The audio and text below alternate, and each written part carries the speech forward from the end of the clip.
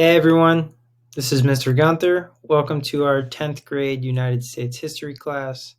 Today we're going to be talking about communism and the event known as the Red Scare, which takes place during the Cold War in United States history.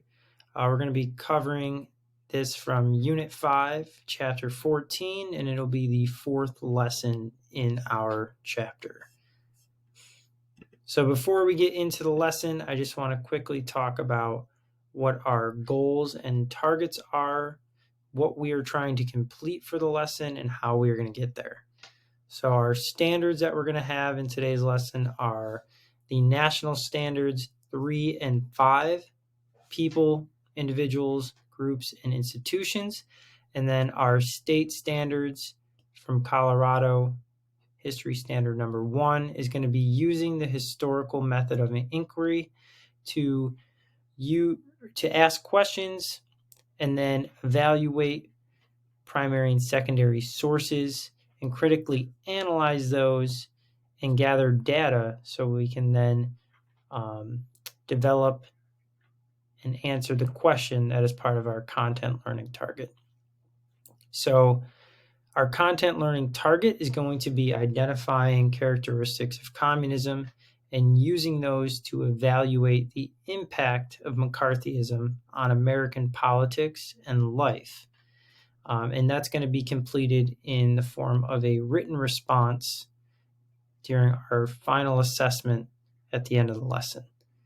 And the way in which you guys are going to gather data to respond to that is through peer discussion, so student-to-student discussion that we're going to have, primary source in the form of a speech, and a secondary source in the form of a video.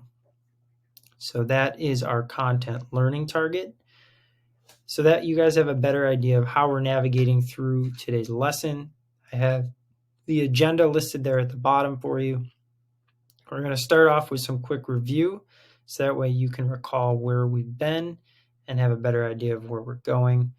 We'll get into our do now, which will just offer some context and set the lesson up for you all. Number 3, we're going to jump into a group activity called Where Do You Stand?, where you will be deciding on where you feel you are with the prompts that I share with you, and then sliding your cursor to show me where you align yourself with. Number 4, you'll be looking at a secondary source, which is a video. This will also be the part in the lesson where I turn the Pear Deck onto student pace mode. So I will be gradually releasing that responsibility to you as you begin navigating the lesson independently. And then number 5, you'll be looking at who is this guy McCarthy, and then you'll be doing that through a speech, so a primary source of his. And then finally, if you have time, there is an extension slide where you can navigate through more resources to dig deeper into this material that we're looking at. Towards the end of the lesson, with a few minutes left, I'll bring us all back together so that you guys can then use the information gathered to respond to our exit ticket in the form of that written response. So I would go through this with students and we would just quickly discuss the review of where we had been, how did we set up this whole idea of the West versus the East, the United States versus the Soviet Union. And it was all done with the conclusion of World War II.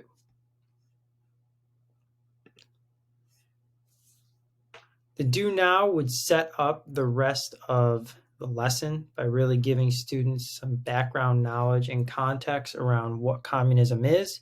They would have about 2 to 3 minutes to read this paragraph and respond to that question. Would you want to live in a communist system? Why or why not?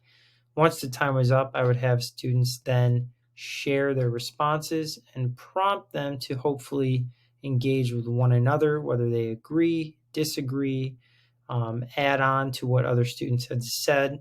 And this really warms them up to begin dialogue for the next activity that we would be doing. This activity, where do you stand? Students would be using their little icons that pop up for these slides through the Pear Deck to navigate where they feel they are most aligned with either of the prompts. So we have our prompts on the left and our prompts on the right, each describing a different way that a society is set up or a different problem in society. Students would then have to decide where do they feel they land. And this ultimately is the part of the lesson where we tried to have whole group discussion, mostly with students between each other, because we know when students are talking to one another, that is when they are learning the most. And so hopefully getting students to question why not only they picked where they picked, but why another student chose what they chose, and then having that meaningful dialogue.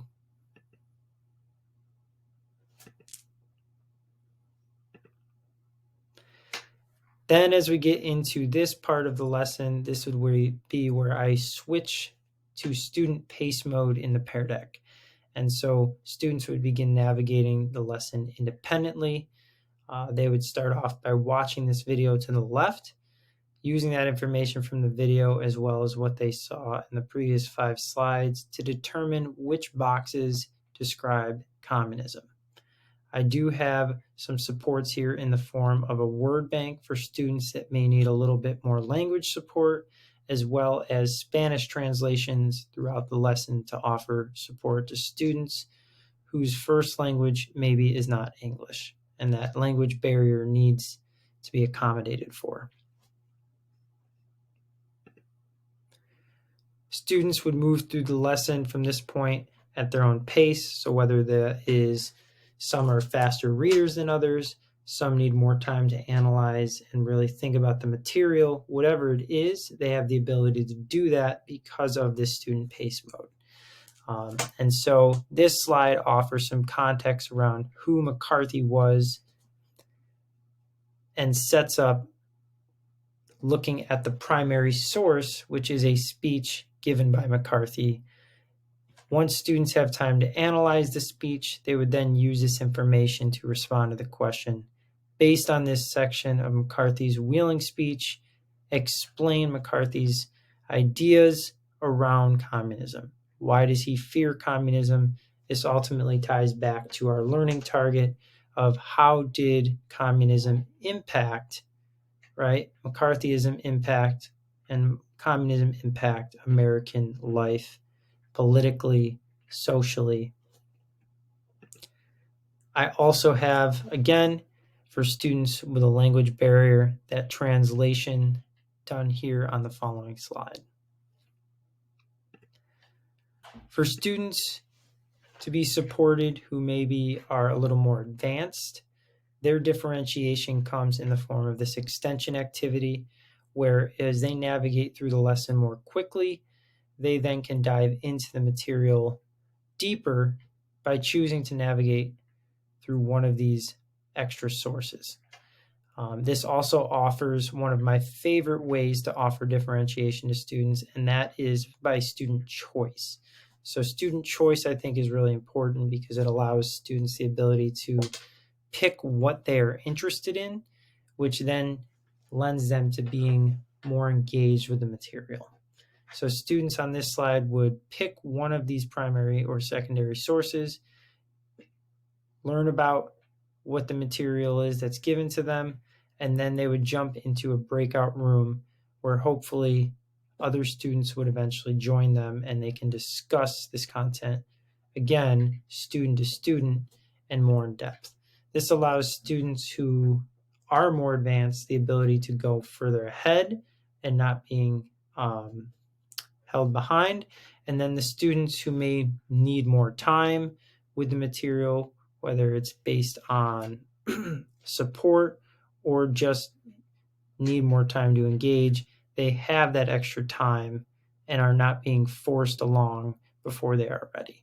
So ultimately, this Pear Deck ability to have student pace mode really allows me to specifically target each student and what they need for each lesson.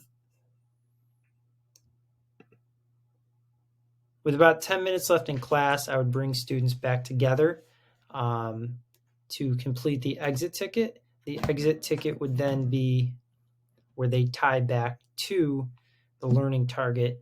They would talk about all the material they learned from their peer discussions, the primary source, the secondary source, and use that as evidence in their final written response here in the Pear Deck. Why were Americans afraid of communism? Think politically, socially, and economically. And then how did the fear of communism impact American life? So this would be the conclusion of the lesson with this final assessment. In regards to how would I ensure that students receive differentiation for the independent part of the lesson, I'm constantly making sure that I have language supports in place as seen from the word bank. I'm always making sure for students that have a language barrier, there are translations in place. I've worked with students whose primary language is Spanish. I've also translated for students who are from Nepal, but this can be done in any language based on the student's needs. As far as students who maybe need accommodations when it comes to their reading or their time needed, this is all done through the student pace mode, where I gradually release the students to be able to work through the lesson at their own speed.